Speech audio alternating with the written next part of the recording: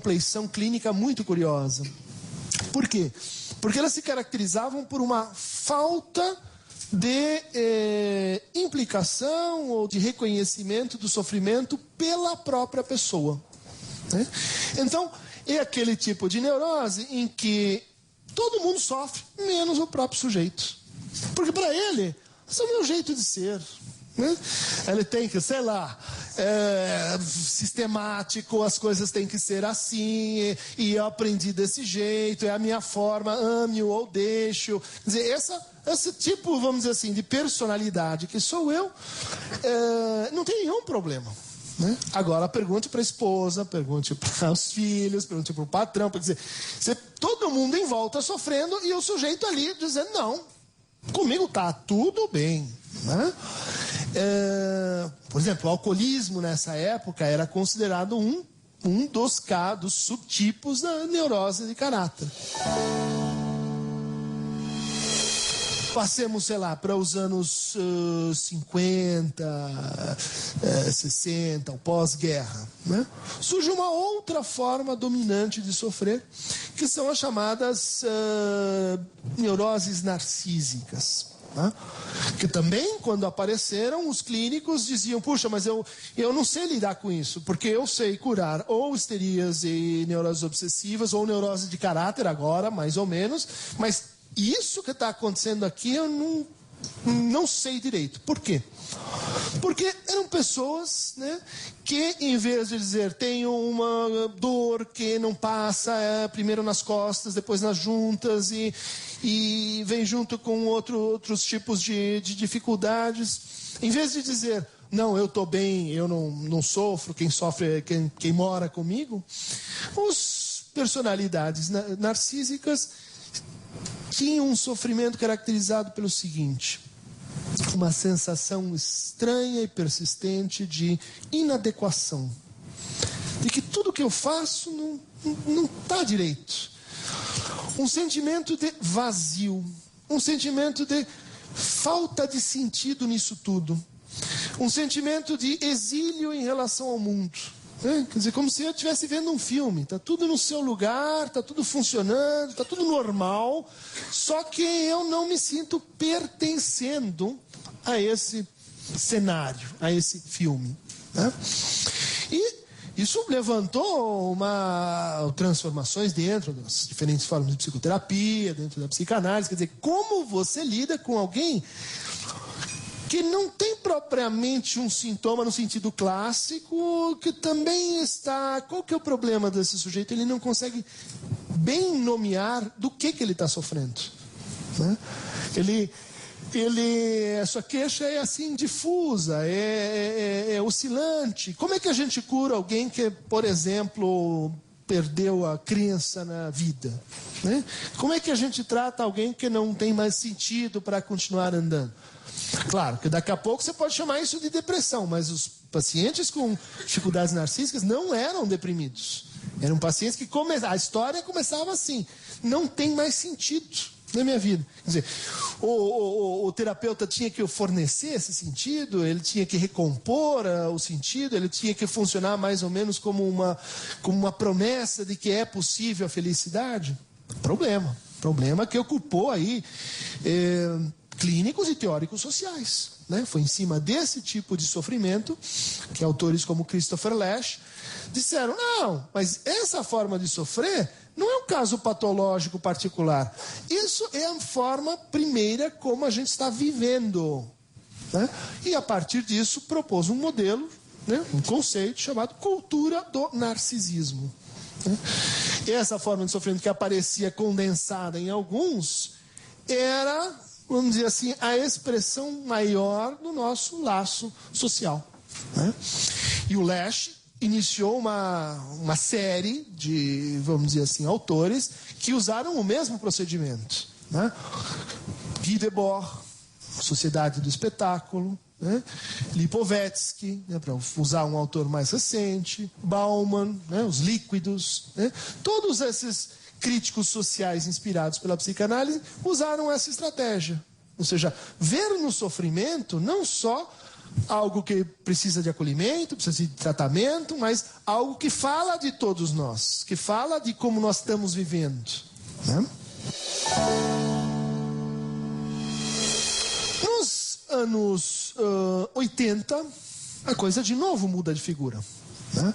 Não há mais uma concentração em torno das personalidades narcísicas, mas surge um outro tipo clínico que assola os consultórios, bibliotecas se publicam sobre isso, desafia o senso clínico, que são os pacientes, alguns chamam limítrofes, outros borderlines, outros franceses chamam de pacientes em estados limites, né?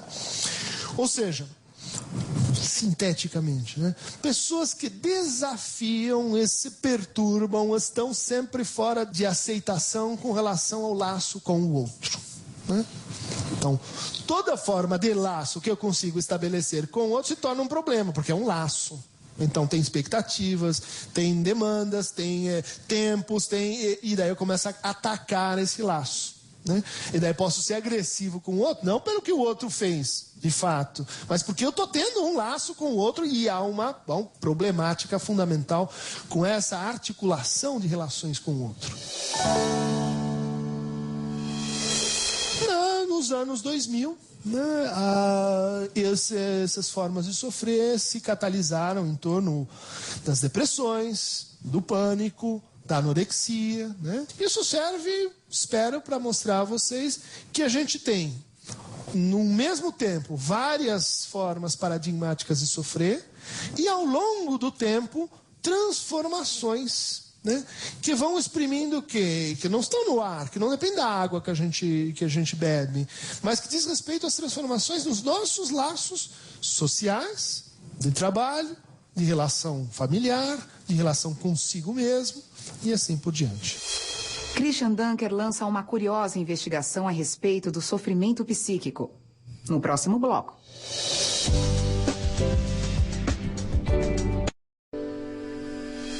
Com Freud e a psicanálise ao reconhecimento do sofrimento psíquico.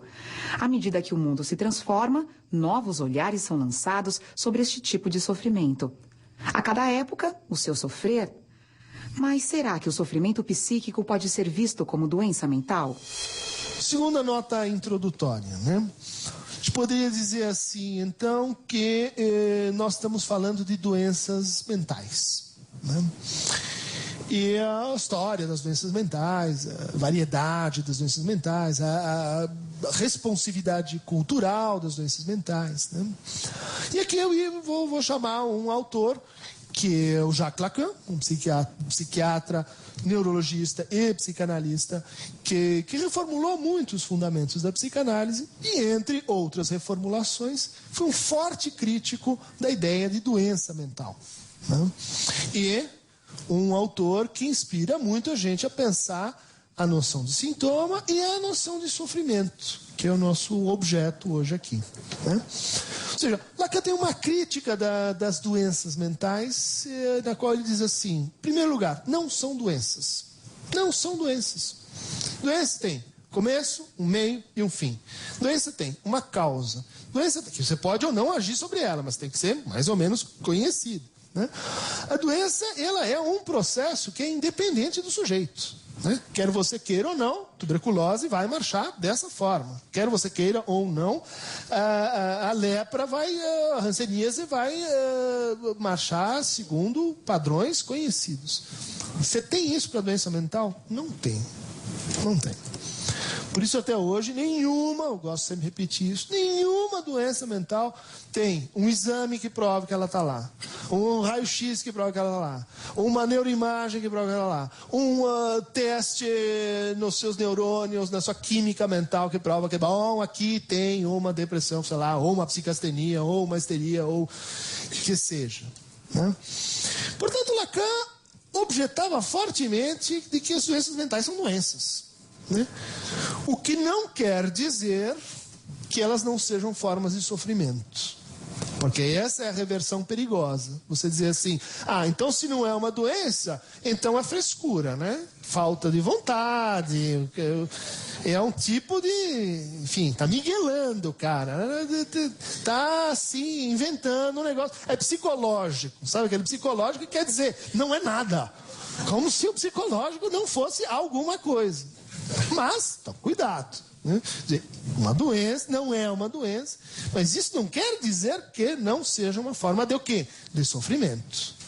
É muito importante não recusar isso. Mas o segundo ponto é extremamente interessante para um psicanalista, porque ele dizia assim, nem são doenças e nem são mentais, nem são, vamos dizer assim, uma patologia, uma deformação da, vamos dizer assim, a personalidade essencial da pessoa, né? Quer dizer, o seu jeito de ser, né? A sua mente. Então, a sua mente tem uma mente que seria assim, a mente normal, e tem a mente que vai assim se depravando, se degenerando, se desviando, né? Desse modelo de funcionamento mental, que seria o de todos nós, e que, então, as doenças mentais, mesmo que elas não sejam muito doenças, elas são mentais. Lacan dizia, não tem nada de mentais, nem de doenças, né? Bom, aí vocês vão dizer o que sobrou, né? É uma das duas, né? Aqui tem uma consideração muito simples a fazer, né? Como é que a gente descobre que uma coisa é um sintoma? A gente recebe um paciente, ele começa a falar da vida e sim, vai pedir para que alguma coisa se transforme. Como é que nós vamos caracterizá-lo? Se ela não é nenhuma doença e nem uma coisa que brota na mente, né? Clinicamente é relativamente simples, né? Um sintoma aparece toda vez que a gente tem algo que precisa ser feito, que tem que ser feito, que imperativamente se coloca para um sujeito, né? Que ele... Por exemplo, um neurótico obsessivo que tem medo que quando ele vai sair de casa, ele vai deixar a porta da casa aberta e virão ladrões, né? Ele tem que conferir 5, 10, 12 vezes que ele fechou a porta, né? Ele sabe que ele fechou. Ele sabe que ela está fechada. Mas existe uma coisa, né, uma força maior, vamos dizer assim, que o coage, né, o que o impele a fazer assim, né? E assim com todos os sintomas dessa família, né? Quer dizer, sei que se eu disser isso vai dar tudo errado, mas eu não consigo me impedir de falar aquela bobagem de novo no almoço de domingo e a família de novo pega fogo. Por quê? Porque é uma coisa maior do que eu mesmo, né? É uma força impelente, né? Segundo grupo dos formas de sintoma. Eu não posso fazer, eu não consigo, né? Eu me impeço de, né? Então, de repente a rua começou a ficar um lugar muito turbulento, cheio de coisas, eu não me deixo sair de casa, ou eu não me deixo ir para aquela prova, ou eu não me deixo dizer o que eu sinto por uma pessoa, ou eu não me deixo estar numa festa, eu não me permito. Bom, e aí vocês podem ter os exemplos que vocês imaginam, né? Bom, então qual é o critério? Se não é nem a doença, nem o mental. Qual é o critério? O que faz com que o sofrimento seja um sofrimento? Eu posso dizer, então isso aqui nós podemos tratar, pode melhorar, tem algo que fazer, né? Qual é o critério do sofrimento? Não sei se vocês concordam, mas o que está posto aqui como critério é a liberdade, né? O que o sujeito perde quando ele tem que, e o que ele perde quando ele não pode, é um fragmento da sua liberdade, ou um fragmento da liberdade daqueles com quem ele vive, né? Ou um fragmento da liberdade da sua possibilidade de desejar, ou de sonhar, ou de querer, e assim por diante, né? Isso muda muito a maneira de pensar o sofrimento. Por quê? Porque se o que está em jogo em toda a forma de sofrimento é um fragmento de liberdade que foi perdido, Perdido pelas mais variadas razões, porque o outro perdeu, porque o sujeito abriu mão, porque, bom, aí tem motivos e mais motivos. Mas se, em todo caso de sofrimento, há um fragmento de liberdade que aspira a alguma coisa, o sofrimento, e a gente reencontra aquela ideia inicial, o sofrimento é uma experiência universal. Né?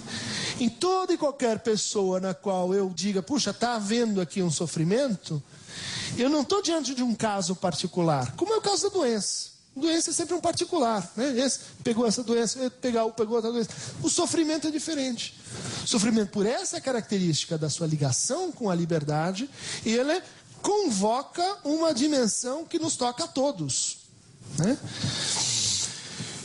Em cada uma das formas de sofrimento há, portanto, um pedaço, né, de liberdade a ser reinventado, se vocês quiserem. Bom, objeção, espero que vocês colocam, é a seguinte: mas os normais, aqueles que não sofrem, sei lá, que estão bem na vida, enfim, ou os bem-sucedidos, sei lá, que eles fizeram tudo certo, né? A resposta no quadro dessa teoria é o seguinte: os normais, no fundo, são normalopatas, né? São sujeitos, lembra da neurose de caráter? O sujeito não sofre, ele está bem, o mundo está caindo. Uma forma de patos, né? Quer dizer, sofrimento e passividade. É uma vida um pouco assim, sem aventura, sem intensidade, sem desencontro, é uma vida chata. No fundo, o normalopata seria aquele sujeito que tem uma altíssima disposição à adaptabilidade, né? Ele está excessivamente adaptado. É isso que a gente chama de normal, é o adaptado. A maneira como a gente fala do que a gente sofre muda o que a gente sofre. A seguir. Um mito individual, né? Mito é uma expressão falada, né, que versa sobre a origem de algo, que é um articulador de laços sociais, que passa o que de geração em geração, que está numa cultura, o patrimônio de uma cultura, né? Qual é a ideia do Lacan? Na verdade, ele tirou isso aí do Lévi-Strauss, né? De que o neurótico é como se ele fosse alguém que tem um mito, só que em vez do mito servir para ele fazer trocas, encontrar mulheres, lidar com situações difíceis, filiar-se, em vez do mito servir para fazer tudo isso, ele vira um mito individual. Por definição, o mito é coletivo. A função do mito é permitir que a gente viva uma experiência coletiva. Por isso ele passa de pai para filho, por isso ele é contado, né, narrado, né? O que é a redefinição lacaniana? Não, a gente tem uma forma de sofrer, que é a neurose. E o que ela faz? Ela pega um mito e torna ele um mito individualizado. Um mito individualizado, ele perdeu sua função, né? Ele não serve mais como mediador de trocas sociais, né? Mas isso é só um exemplo. Por exemplo, a gente também poderia recuperar a ideia lacaniana de que a psicanálise ela traz uma nova ética, ou ela implica uma maneira muito peculiar de se colocar em relação ao que a gente faz, né, e o que a gente fala. Que ética seria essa? Seria uma ética trágica, né, como a de Antígona, como a de Édipo, né? Não quero discutir aqui a noção de tragédia, mas mostrar a vocês como o que é a tragédia? É um gênero literário, né? É uma forma de expressão, né? É um tipo de discurso, como o mito também é, né? Freud falava em romance familiar do neurótico. Romance é o quê? Balzac, Flaubert, é uma forma de expressão, um discurso, uma narrativa, e é algo que tem que ver o quê? Com a maneira como a gente fala. Uma forma bastante codificada. Tem uma forma de sofrer que é equivalente do romance, outra que é equivalente do mito, outra que é equivalente da tragédia, outra que é equivalente da teoria sexual infantil, para usar uma expressão do Freud. Então, espero ter sido minimamente persuasivo nessa ideia de que o sofrimento tem que ver com reconhecimento, o sofrimento tem que ver com coletivo, individual desse reconhecimento. Tem que ver com liberdade e universalização. E tem que ver ainda com, apesar de tudo, uma certa permanência. Ou seja, as formas discursivas variam, mas parece que se transformam, mas há retenção de alguma coisa, né? Há permanência de alguma coisa nessa experiência. Só que a gente não consegue nomear direito o que é isso que fica, né, no sofrimento de um grego do século II a.C., para nós, que permite que a gente se reconheça nele, mas ao mesmo tempo não consiga nomear exatamente o que é isso que se repete. O Freud tem um conceito para designar isso, né? Chama mal-estar. E esta coisa que em cada época, e talvez em todas, não tem lugar e nem tem nome. Cada vez que a gente dá um nome para o mal-estar, ele vira outra coisa, vira sofrimento, né? Cada vez que a gente articula o sofrimento em narrativas, eles viram outra coisa, vira sintoma. O primeiro dessas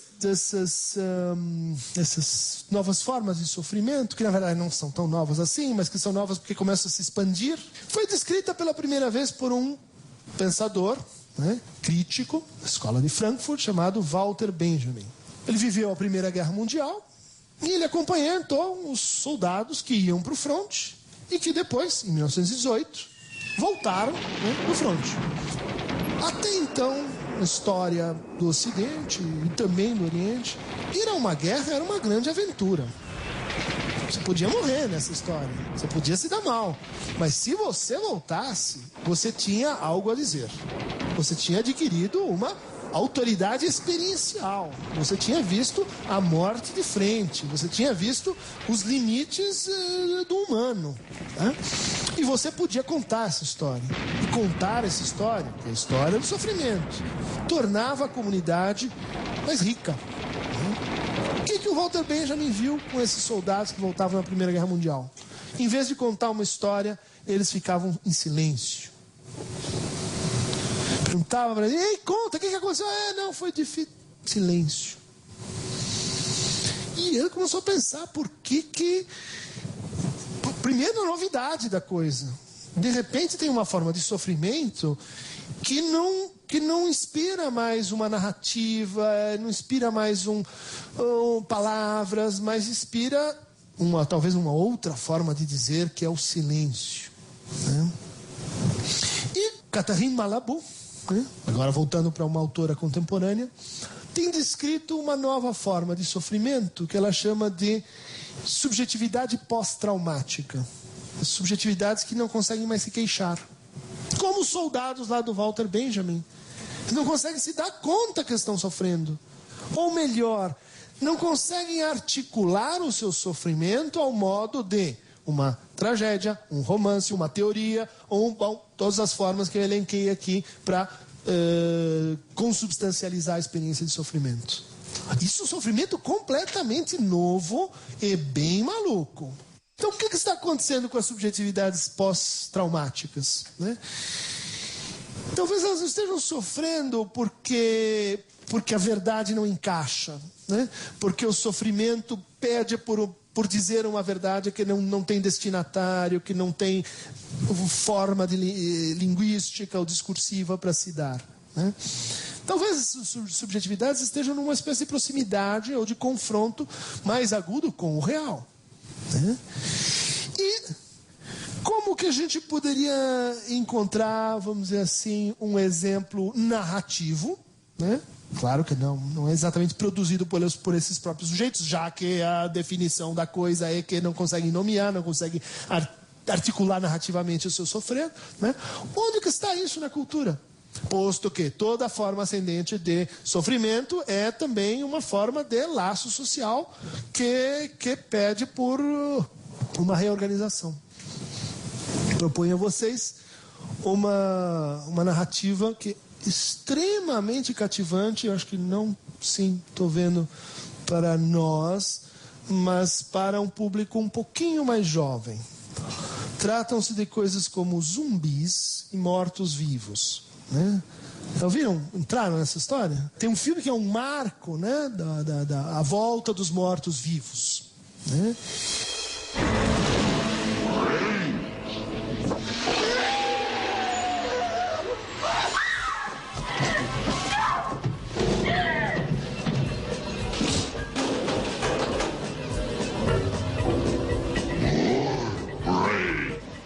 O que é um zumbi?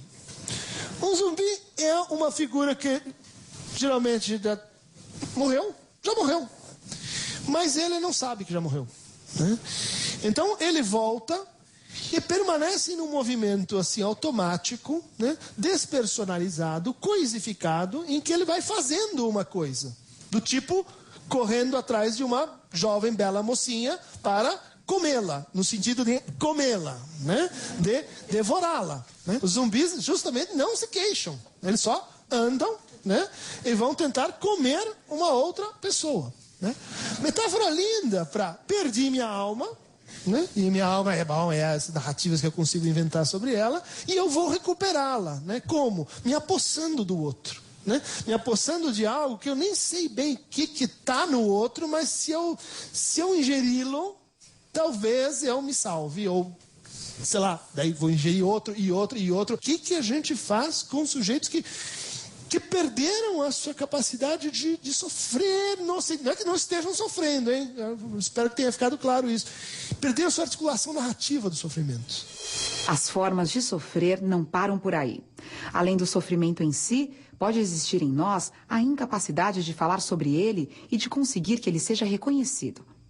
No próximo bloco, sofrer como Frankenstein, como o auto-atormentado, como o neomasoquista.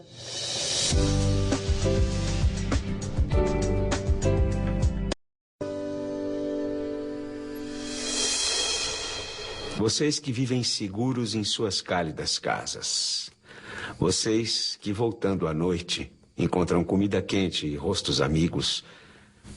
Pensem bem se isto é um homem que trabalha no meio do barro, que não conhece a paz, que luta por um pedaço de pão, que morre por um sim ou por um não. Pensem bem se isto é uma mulher, sem cabelos e sem nome, sem mais força para lembrar, vazios os olhos, frio o ventre, como um sapo no inverno. Pensem que isto aconteceu. Eu lhes mando estas palavras. Gravem-nas em seus corações, estando em casa, andando na rua, ao deitar, ao levantar. Repitam-nas a seus filhos. Ou se não, desmorone-se a sua casa. A doença os torna inválidos. Os seus filhos virem o rosto para não vê-los. Acho que é um exemplo brutal da força que há quando o sofrimento não é reconhecido, na experiência de um sobrevivente de um campo de concentração, que é o Levi, né? E que escreveu um livro, Primo Levi, escreveu um livro obrigatório, né? Não vai atender ninguém quem não tenha lido o que é isto, um homem, né? Que narra justamente esse processo, ele se perguntando num campo de concentração por que uns sobrevivem e outros morrem, né? E como foi possível que isso acontecesse, né? Quer dizer, como foi possível que a vida fosse tratada como algo que não tem valor, está para lá do valor e etc. Bom, Primo Levi escapa de um campo de concentração e chega à conclusão de que não é porque o sujeito é melhor, pior, virtuoso, maléfico, que ele escapa, é um imponderável, né? Mas ele sai do campo de concentração e ele tem até se matar, né? Imagina alguém que escapou de um campo de concentração e que termina por se matar. Não queria ser assim causalista, mas era uma pessoa que tinha um mesmo sonho repetitivo, né? Todo dia ele sonhava que ele estava chegando de novo em casa, né? Depois de escapar dos campos, e ele estava comendo com a sua família, e daí ele começa a contar o que tinha acontecido. E ele começa a pôr em palavras e testemunhar e dizer, olha, vocês precisam saber que estava acontecendo, que isso aconteceu, que isso não foi uma invenção. E no sonho dele, o que acontece? As pessoas começam a bocejar, levantar da mesa, espreguiçar, ou seja, não reconhecer o que ele tinha para dizer. Tudo bem? Vejam aí, espero que o exemplo sirva para mostrar a radicalidade do que é a experiência de sofrimento e sua ligação com o reconhecimento. Se o outro não reconhece o meu sofrimento entra numa espécie de patologia de si mesmo, né? Vamos dizer assim, de perda do seu nome, de perda da sua história, estou chamando aqui de sofrimento zumbi ou de sofrimento morto-vivo. Segundo caso. E aí é um caso oposto ao primeiro, né? Eu vou trazer para consubstanciar essa situação algumas reflexões de um filósofo chamado Slavoj Žižek, né? Que tem falado e discorrido profundamente sobre uma outra forma de sofrer, né? Ele diz, nós estamos cada vez mais sofrendo como o quê? Como zumbis, tudo bem, diz a Catherine Malabou, mas também como Frankensteins, né? O grande herói, o nosso grande Žižek, né? O nosso grande ídolo, né? Em termos de narrativas de sofrimento, aquela que funciona melhor para a nossa época, é Frankenstein, né? Frankenstein é alguém que vive uma experiência constante do quê? De desmembramento entre real, simbólico e imaginário. No seu corpo. O seu corpo é feito por partes costuradas de pessoas diferentes que ele nem sabe quem é, né? Mas, vejam só, ele está, como um bom jornalista, à procura de uma boa história. Ele quer saber quem o criou, o que ele está fazendo aqui. Ele vai procurar o seu criador. Ele tem uma errância, como os zumbis, né? Ele está andando, mas ele sabe que ele está procurando alguma coisa, né? E o sofrimento dele é de um outro tipo. É um sofrimento com a insuficiência das palavras. É um sofrimento com toda maneira que eu encontro para dizer eu estou sofrendo por causa disso, me parece insuficiente, me parece postiço, me parece impostura, me parece um apequenamento do meu sofrimento, né? E mais, o Frankenstein é aquele cara que sofre de um sintoma que o Roger Caillois, um psiquiatra aí do começo do século passado, né, chamava de psicastenia legendária, né, que é o seguinte, é aquela pessoa que ela se sente fora do lugar onde ela está, né? Eu às vezes sinto isso. Você sabe que você está ali, por exemplo, numa festa, numa aula e etc. Mas começa a vir uma experiência de que você não pertence ao lugar onde você está, né? Você está fora de lugar, né? Não sei se vocês viram um filme de Woody Allen chamado Desconstruindo Harry, né? Tem uma hora nesse filme em que o personagem, olha, lindo, né? A metáfora, ele sai fora de focus. Ele perde o foco. Sabe essa coisa? A vida tem que ter um foco, metas e objetivos, a pessoa que sabe o que quer. E o pobre Harry, de repente, fica unfocus. Ele perde o foco. Só que como o Woody Allen retrata isso? Ele desfoca o personagem, ele mexe na câmera e daí o sujeito fica nublado. Você vê que é um cara, mas ele é como se tivesse mal filmado. Ele muda o ajuste da câmera e ele fica unfocus. Só que não metaforicamente, né? Realmente unfocus. I can't. I'll be sitting on the dais there eating. They'll get seasick. They'll throw up. Hold my hand. Now relax. Now you drive all the way up here with your son so he can see you get honored, and you're gonna make a jackass out of yourself. But don't you see? I'm a huge blur. You're gonna be all right. Hang it. I'm gonna talk you down. São duas formas de sofrimento ligadas ao quê? A experiência do real. Com nomes diferentes para o real. No primeiro, o real é aquilo que eu não consigo nomear, né? O zumbi, né? No segundo caso, o real, ele deixa de ser uma ordem. Ele passa a ser uma anomia, ele passa a ser uma indeterminação, ele passa a ser uma experiência de desordem. Duas formas de sofrer ligadas, vamos dizer assim, à experiência com o real. Vamos agora ver formas de sofrimento, mas agora ligadas à experiência com a verdade, né? O nome que eu escolhi, assim, podia ter tomado outra referência, mas que me parece que fundamental que tenha sido esse autor, né? Que é o Baudelaire, né? Um teórico, um poeta teórico da patologia do social, no fundo, né? Um poeta que, como tantos outros, olhava para o quê? Para o mundo e para as suas formas de sofrimento e procurava tirar das formas de sofrimento um fragmento de verdade e de liberdade que não podia ser reconhecido ainda, né? É isso que os poetas fazem, por isso eles vão na frente dos psicanalistas. Baudelaire recuperou, na verdade, uma palavra de um poeta latino chamado Terêncio, né? Para dar um nome a um poema que é Euton Timorrumenos. Euton Timorrumenos é o sujeito que adora se torturar. Sabe aquele cara que tá... Se o barco tá tranquilo, indo, ele gosta de chacoalhar, né? Se a pilha de dominós está perfeita, ele gosta de tirar um pedaço e ver o circo pegar fogo. Por quê? Porque a vida, se ela não estiver assim, sendo atormentada, né, não é verdadeiramente vida. Ela fica murcha, parece filme B, assim, que não vai, né? Baudelaire descreveu esse tipo clínico, né? Aqueles que se comprazem em se atormentar.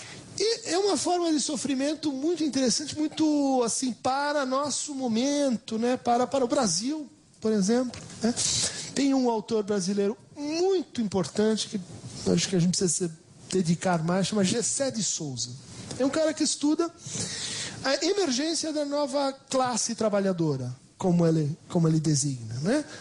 Da classe que saiu da miséria, foi para a pobreza e agora saiu da pobreza e deu um passo a mais. O seguinte, o sujeito assim conseguiu, chegou lá, saiu de uma condição muito adversa e conseguiu se estabelecer num novo lugar. Só que ele conseguiu fazer isso graças a um extremo senso de comunidade, né? Ele não é o individualista self-made man americano da década de 50. Ele é alguém que tem uma profunda relação com a sua pequena comunidade, família e grande comunidade. Só que ele se salvou, os outros não. Ele conseguiu, os outros não. Então, ele sente assim, ele fala assim, ele conta uma história assim, né? O que eu faço agora com o passado e com, na verdade, aquela forma de vida que me fez chegar onde eu estou? Percebem que há uma dívida tremenda em jogo, hein? Percebem que há uma divisão subjetiva, há um sentimento que um pacto foi quebrado, né? São às vezes pessoas que, por exemplo, poderiam fazer coisas, consumir, viajar e que se interditam. Eu digo, não posso fazer isso, porque toda forma de satisfação que eu experimentar dói. Dói por quê? Porque eu penso naqueles que não estão comigo, eu penso naqueles que ficaram para trás, eu penso naqueles que estão sofrendo enquanto eu estou aqui no bem bom. Ou seja, se cria uma divisão subjetiva, um sentimento de que um pacto, não sentido de pacto social, mas um pacto subjetivo, está sendo permanentemente violado. A gente tem um outro personagem em jogo aqui, esse é mais clássico. Acho que vocês poderiam até adivinhar, né? Como sofre esse sujeito? Sofre como Hamlet, sofre como os fantasmas. Os fantasmas, eles tipicamente vêm para quê? Ajustar as contas. Você deixou algo para trás e eu vim cobrar a minha dívida, né? É assim, a história de fantasma, vê que história de fantasma não é história de zumbi não é história de Frankenstein, né? História de fantasma é o quê? Uma narrativa que contém um grão da verdade, verdade arqueológica, a verdade genealógica, a verdade sobre o desejo de um sujeito na sua relação com uma comunidade e que produz uma narrativa e que produz relações de pertinência e de fidelidade, né?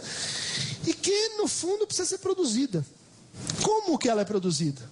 Auto-atormentamento. Eu tom timo menos. Por que o sujeito se atormenta? Só atormentação é uma espécie de pesquisa com a verdade, de, vamos dizer assim, inquietação com o que aconteceu com a sua história, né? Por que ele e não o outro, né?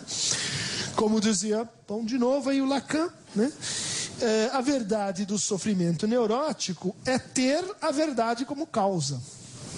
Agora estou introduzindo uma outra ideia, né? O que caracteriza um sofrimento? Agora vocês estão vendo, tem vários tipos, mas tem alguns que são neuróticos, né? Uma característica do sofrimento neurótico é ver no sofrimento um grão de verdade e tentar tirá-lo, né? Daí que também os neuróticos se metem em encrencas terríveis, uma atrás da outra. Por quê? Porque eu não posso silenciar a verdade tem que ser dita, e eu vou dizê-la toda, e vou dizer agora, para o meu chefe, para você. Bom, e aí começam as catástrofes e hecatombes. Mas notem o traço de exagero, de hybris, né? Como diziam os gregos, né? De ultrapassamento de uma verdade que está em demasia. Clinicamente, esse tipo de sofrimento a gente poderia chamar assim dele é um neomasoquismo, né? É uma nova forma de engendrar uma satisfação e uma dor e um atormentamento que produzem uma experiência de verdade. O sofrimento psíquico é real e faz parte da história humana. É importante entender a origem de cada dor, ser capaz de construir uma narrativa sobre ela e sentir que ela foi reconhecida. Essa e outras palestras você encontra no site da CPFL Cultura. Uma paranoia que aflora na vida em forma de condomínio. Sabe o condomínio? Muros. Finalmente a barbárie ficou para fora. Estamos então num ambiente artificial onde tudo foi pacificado.